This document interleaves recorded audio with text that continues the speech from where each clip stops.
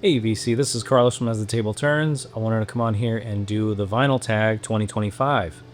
It was made by Pretty Green Vinyl Guy, Edwin. And so I have questions right here on my phone. I have my tea right here. And I have the records right below me. So, first question is best purchase of 2024, new or old? I had a lot on here, and I'd probably say my best is this album by Nala Sinefro, Endlessness. It's kind of an ambient, minimalist, kind of atmospheric album. So, very cool. Second question is 50 years later, best album from 1974. And that is this. I was able to get an original of this, Bobby Humphrey, Blacks and Blues. So that's my pick for 1974. Amazing jazz album with the Mazel brothers. Yeah, fantastic. Question number 3. An album that defines a genre. I had a hard time with this. This was difficult. But I would say that... so I kind of picked a bit of an easier genre, I think. Blues, Langston Hopkins and Sonny Terry, Sonny Terry, Last Night Blues. I feel like this defines acoustic blues, folk blues, if you want to call it. But this is an amazing album. I already had purchased the Four Men with Beards, so I don't know if I'm gonna upgrade to the other. This one actually sounds really good. All right, next is best band from your home country. I went with one that maybe a lot of people aren't gonna go with, but I don't. Allman Brothers. This is Eat a Peach. But yeah, I would say Allman Brothers are, if you really think about it, they're probably one of the best bands that have come from the U.S. Southern country rock. Question number 5: an artist you miss dearly. I could see if you were back in like 1997, 1998, this would probably be everybody's choice that likes rap music, but I feel like I still would miss him. Like, he would have made some amazing albums, and we definitely missed out on Tupac creating some more amazing music for us to enjoy. So definitely still, I miss him. I think he would. I wonder what he would be saying about the rap music that's happening now, but. Anyway, next one is best live album. Question 6, best live album. I think this would be a lot of people's choice.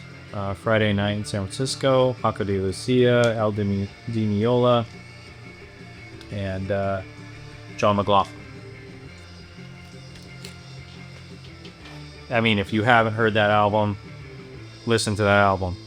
Sorry, I acting like everybody knows the album. Some people might not. Best sounding drums on an album. I think I picked this one more for the music than for maybe the sound of the drums, like how good they sound or whatever. But yeah, I picked Led Zeppelin. You can't go wrong with John Bonham on the drums. Oh, I skipped one. I'm sorry, guys. That was question 8. Question 7 is your partner. This is one that I had a hard time with as well. Your partner just dumped you. What album are you putting on? I put, my son's really been into Rick Astley lately, Never Gonna Give You Up, so I'm gonna put that down. I just wanna tell you how I'm feeling.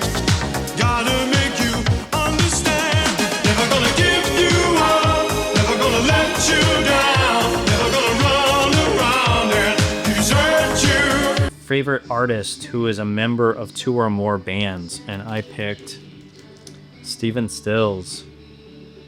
Yep. He was Manassas, Crosby, Stills, Nash and Young, and then solo career. I don't know if you count solo career, but it's just two or more. So Beatles or Stones. I'm gonna go with Beatles. I just find myself going to their music more. So not that I do think that they're a better band or anything like that. I just feel like I go to their music more. You found a bag of weed. What are you going to listen to? Lonnie Liston Smith, Expansions is what I'm going to listen to. This is quite a trippy album if you haven't heard it. Funky album too, but definitely there is some spiritual jazz, to me anyway, on this, which is very kind of psychedelic and trippy. Very cool album. He's another artist I've been like digging into more and more. An album from the 1980s. So this is question 12. An album from the 1980s you still listen to. And that is Peter Gabriel So. I love this album. This album reminds me of my childhood. So this whole album is really, really, really good. I don't think there's a bad song on it to me. So Peter Gabriel So. An artist whose political stance has soured you. That's question 13. I put here, I don't let it affect me. While music can be political, I don't let it taint how I view the music. So anyway, I understand music can be political and there can be political views going one way or the other. I saw somebody's vinyl tag and they were talking about an artist they went to go see, and they were just talking politics throughout each, like in between each song. I forget who it was that said that, but yeah, that would totally bother me if that happened and I was at a concert or something, but I've never been to a concert like that, so I can't say that it has affected the way I view any sort of person. Show a favorite record label. I have 4 record labels, but they're interconnected. So, and that's Coal Mine Records. So Plaid Room Records is kind of the distributor for Coal Mine Records, and I think it's owned by the same people. But yeah, Coal Mine Records, they put out a lot of soul music, a lot of funk music.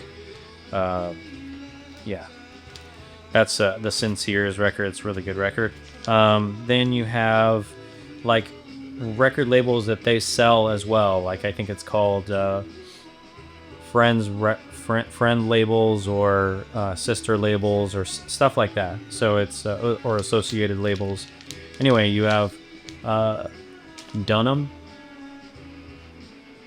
They create, or they put out, this is Menahan Street Band, so kind of same thing, funk, soul. Then you have Penrose.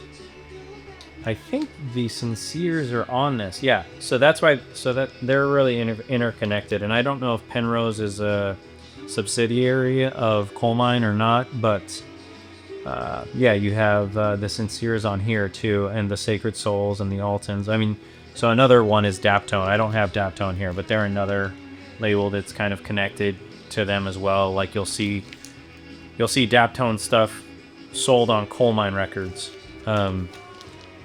And then another one is Big Crown. And so once again, all these labels are kind of interconnected, and it's all the kind of same types of music throughout. But yeah, I like those labels a lot. A run of 3 great singles. Okay. So we have, I don't think anybody will pick this one, but I'm going to go with Snoop Dogg's Doggy Style because of the album that just came out, his new album Missionary. And this is the 30th anniversary from last year. But this album is freaking stacked. Now, I'm trying to remember. I think it was Murder Was the Case and Gin and Juice, right? Were the two... yeah, I think those were the 2 singles, actual singles that came out. But I was reading up on this, and Lottie Dottie and I think one of maybe G's Up, Hose Down, or another one was what were singles enough that, I mean, were songs that they played on the radio a lot, even though they weren't official singles.